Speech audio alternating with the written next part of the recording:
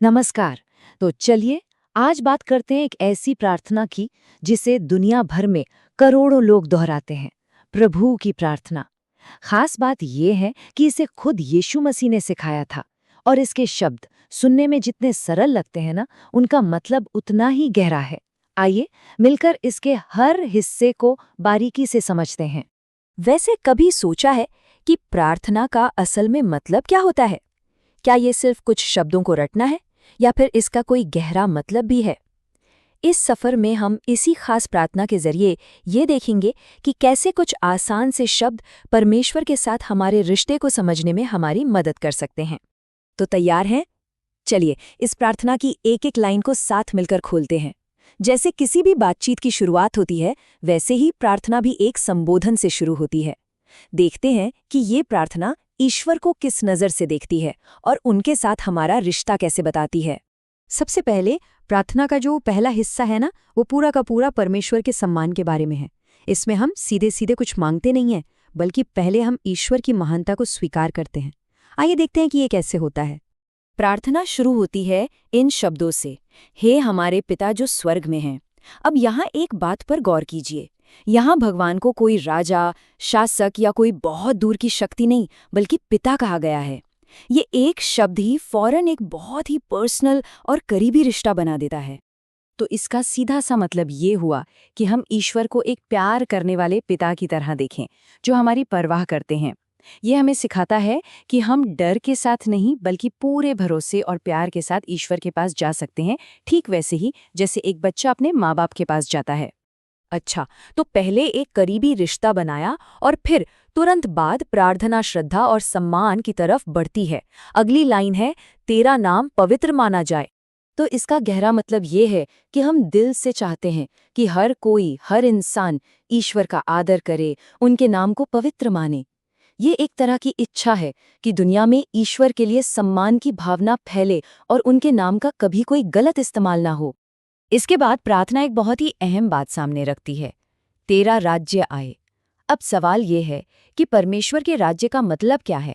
क्या ये कोई देश या जगह है?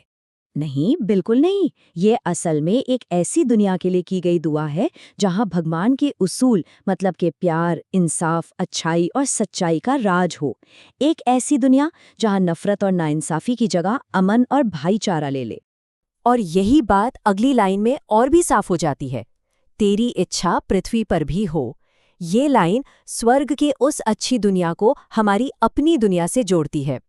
मतलब जैसे स्वर्ग में सब कुछ ईश्वर की मर्जी से होता है, बिल्कुल सही।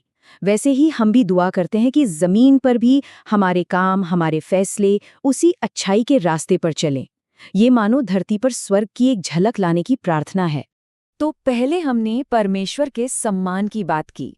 अब प्रार्थना का फोकस हमारी अपनी यानी इंसानी ज़रूरतों, हमारी कमजोरियों और हमारे रिश्तों पर आता है। चलिए इस दूसरे हिस्से पर नज़र डालते हैं। और यहाँ हम पहली बार कुछ मांगते हैं जो हमारी सबसे बेसिक ज़रूरत से जुड़ा है। हमारी दिन भर की रोटी आज हमें दे। ये सिर्फ खाने के लिए की गई प्रार्थना नहीं है, नहीं, बल्कि यह दिखाता है कि हम अपनी हर छोटी बड़ी रोज की ज़रूरत के लिए भगवान पर ही तो निर्भर हैं। ये मानना है कि हमारी ज़रूरतें, चाहे वो शरीर की हों या मन की, ईश्वर की कृपा से ही पूरी होती हैं। अब आते हैं प्रार्थना के एक बहुत बहुत ही ज़रूरी हिस्से पर, जो हमें एक बड़ी सीख देता है। हम भगवान से अपने गुनाहों की माफ़ी तो मांगते हैं, लेकिन देखिए प्रार्थना में एक शर्त है, जैसे हम भी दूसरों को क्षमा करते हैं। ये दिखाता है कि भगवान से माफ़ी पाने का रास्ता दूसरों को माफ़ करने से ही होकर जाता है। ये दोनों चीज़ें एक दूसरे से जुड़ी हुई हैं। हम सिर्फ माफ़ी पा नहीं सकते, हमें माफ़ करना भी सीखना होगा। प्रार्थना के आखिरी हिस्से में अब हम अपनी कमजोरियों को मानते हुए आने वाली मुश्किलों के लिए भगवान से रास्ता और सुरक्षा मांगते हैं। फिर हम कहते हैं, हमें परीक्षा में ना ला। ये एक तरह की विनती है कि हे प्रभु, हमें ऐसी मुश्किल सिचुएशन से बचाना जहां हमारा विश्वास या हमारे अच्छे विचार डगमगा जाएं। यानी जब सही और गलत में से किसी एक को चुनना हो, तो हमें सही रास्ता चुनने की ताकत मिले। ये मानना है कि हम अकेले अपनी हिम्मत से हमेशा सही नहीं रह सकते, हमें ऊपर वाले की मदद चाहिए ही चाहिए। और प्रार्थना का अंत होता है इस एक शक्तिशाली गुजारिश के साथ, बुराई से बचा। और ये सिर्फ किसी बाहरी चोट या नुकसान से बचाने की बात नहीं है, बल्कि हर तरह की बुराई से, चाहे वो बाहर की दुनिया में हो या हमारे अपने अंदर की कमजोरियों में। ये दुनिया की हर बुरी चीज से महफूज रहने की एक गहरी इच्छा है। तो हमने इस प्रार्थना की एक एक लाइन को समझने की कोशिश की। अब चलिए इन सभी बातों को एक साथ जोड़कर देखते हैं कि इसका निचोड़ क्या है, इसका असल सार क्या है। तो अगर हम देखें तो ये प्रार्थना हमें जीने के लिए कुछ बहुत साफ साफ बातें सिखाती है। पहली, परमेश्वर पर एक पिता की तरह भरोसा रखो। दूसरी, हमेशा सही रास्ते पर चलने की कोशिश करो। तीसरी, दूसरों को माफ करो, ठीक वैसे ही जैसे हम खुद के लिए माफी चाहते हैं।